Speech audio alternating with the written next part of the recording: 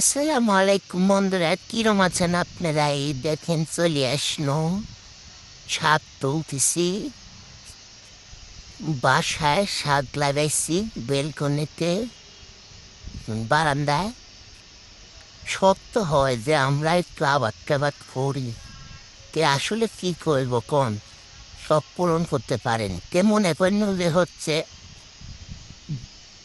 এই ডিশের মধ্যে করি মাটি দিয়ে আসি, এনে শাকের বিচি বুনবো, কলমি শাকের বিচি।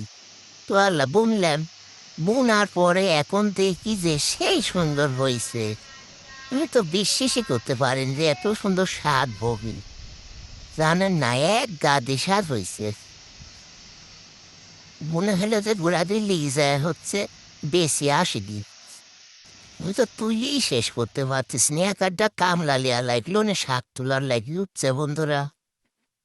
এই দেখো এক ছাকা ভর্তি, আবার বাসছিও দেখছে এইভাবে পেঁচি পেঁচি কলম শাকগুলো সব নরম শাক, বুঝলেন?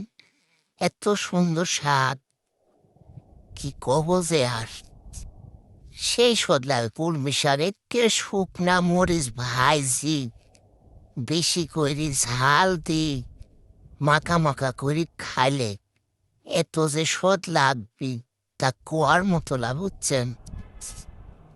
আমার মতো আপনারা এরকম কে কে বেল করে কলমি শাক লাগাইছেন একটু কমেন্টে জানায়েন। আর যদি না লাগা থাকেন তাহলে হচ্ছে লাগায়েন, সেই সুন্দর হবে। এই যে শুকনা মরিচ ভালো দেখছেন, একেবারে আজকে পেট ভরে ভাত খাওয়া, আমার তো খিদির পেটে সু সু করতেছে, বুঝছে বন্ধুরা? ভালো থাকবেন সবাই, পাশে থাকবেন।